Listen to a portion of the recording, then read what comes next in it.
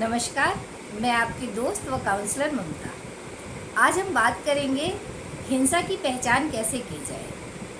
हमने आपको पहले पीछे के एपिसोड में बताया है कि यदि आपके साथ हिंसा होती है तो आप उसका बचाव कैसे कर सकते हैं, परंतु वो उस तरीके की हिंसा है जिसकी कि हम शिकायत कर सकते हैं और पुलिस में केस दर्ज करवा सकते हैं और न्यायालय उसका फिर उपचार करता है। परंतु बहुत सारे ऐसी हिंसाएं होती हैं जो कि महिलाएं लगातार झेल रही होती हैं परिवार के अंदर, परंतु ना तो उनको इसकी पहचान होती है और ना ही परिवार के सदस्य उसको हिंसा। ऐसी कौन सी चीज़ें हैं इसमें हम सबसे नंबर 1 जो रखेंगे वो है महिला का किचन में काम करना। आप कहेंगे कि महिला किचन में काम नहीं करेगी तो कौन करेगा। ये कोई कहीं पर लिखी हुई चीज़ नहीं है कि महिला ही किचन में काम करेगी, परंतु हाँ, एक दायरा दिया गया है जिसके चलते महिलाएं उसमें काम करती हैं।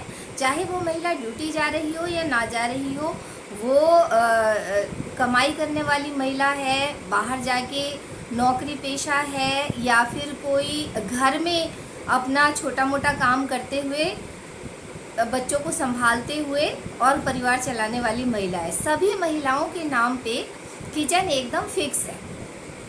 उसमें कभी महिला से अगर गाहे बगाहे गलती हो जाती है, वह नहीं बना पाती है या वो बीमार अवस्था में होती है, किसी भी ऐसी चीज़ में जिसको कि उसको त्योहार में कहीं जाना पड़ जाता है, या फिर उसके परिवार से कोई आ जाता है, तो उस समय भी महिला की कोई भी सहायता तो नहीं करता है, परंतु उसके साथ शिकायतें शुरू हो जाती हैं कि भाई तुम बहुत स्लो हो, तुमसे काम नहीं होता है, और ऐसी छोटी छोटी बहुत सारी चीज़ें होती है जिससे कि महिला को परेशान किया जाता है, बजाय कि ऐसे टाइम पे उनकी सहायता की जानी चाहिए। दूसरी चीज़ है कि महिला को ही किसी भी कार्य के लिए, चाहे वो उसकी बेटा हो बेटी हो, यदि उनमें कोई दोष आ जाता है, यदि उनसे कोई गलती हो जाती है, तो उसके लिए भी उसी को दोषी माना जाता है कि इसका जो लालन पालन है, जो पालन पोषण है पुत्र या पुत्री का, वो महिला ने सही से नहीं करा। जबकि महिला भी उसी घर में रह रही होती है जिस घर में घर के बाकी सदस्य रह रहे होते हैं, यानी पिता भी रह रहे होते हैं, परंतु ज़्यादातर पुरुष अक्सर महिलाओं को या फिर समाज महिलाओं को ही दोषी देता है कि भाई इन्होंने सही से इसको पाला नहीं, अदरवाइज़ तो बेटी ऐसा नहीं करती या बेटा ऐसा नहीं करता। जबकि ये समझने वाली बात है कि महिला भी उसी घर में है और बाकी सदस्य भी उसी घर में है, तो बालक जिस तरीके से बन रहा है वो तो परिवार को, समाज को देखते हुए बन रहा है, ना कि केवल एक माता द्वारा उसको पाला गया है।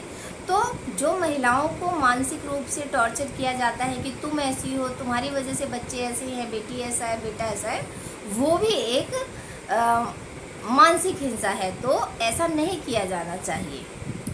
थर्ड जो स्वरूप आता है हिंसा का है वो है आर्थिक हिंसा। महिलाएं शादी के बाद भारत में अपने पति के घर में रहती हैं, जैसा कि रिवाज चला आ रहा है।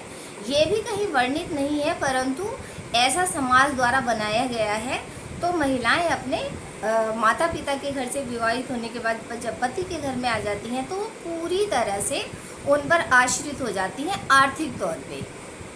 बहुत सारे जो अच्छे लोग हम वहाँ उन्हें कहेंगे जो कि शिक्षित हैं, दिमागी रूप से खुले हैं, वो महिलाओं की सहायता कर भी देते हैं, उन्हें जॉब करने देते हैं और साथ ही जॉब करने के दौरान उनको ऐसी सुविधाएं देते हैं जिससे कि वो घर परिवार को सही से चला पाए और तंग नहीं करते। लेकिन बहुत सारे परिवारों में शुरू से ही होता है कि बहू ड्यूटी नहीं जाएगी, घर के काम कौन करेगा, फिर बच्चे पैदा करने हैं, फिर बच्चों की लालन पालन कौन करेगा, घर में बुज़ुर्गों की सेवा कौन करेगा, आने जाने वालों को कौन देखेगा। ऐसी बहुत सारी चीज़ें कह के उनको ड्यूटी जाने से रोक दिया जाता है। उनकी जो पढ़ाई लिखाई होती है उस सबको एक दरकिनार कर दिया जाता है और एक सुगढ़ गृहिणी, एक बहुत अच्छी पत्नी, बहू, माता के रूप में उसको सजा दिया जाता है घर में। परंतु कभी भी उस महिला के नाम पे, जो कि इतने सारे रोल अदा करने वाली है, अपने घर छोड़ के आ गई है, अपना पढ़ाई साइड में रख दिया है और वो इन सारे रोलों को बखूबी निभा रही है, उसके नाम पे कोई भी चीज़ यानी किसी भी प्रकार की संपत्ति को नामांकित नहीं किया जाता कि फला स्कूटर आया है या बाइक आई है या कार आया है या फिर ज़मीन ली जा रही है या कोई भी ऐसी चीज़ जो कि संपत्ति कही जाती है, वो महिला के नाम पे नहीं लिखाई जाती। महिला पूरा जीवन कार्य करती रहती है, परंतु आर्थिक रूप से वह अक्षम ही रहती है, यानी इसका दोहन होता है।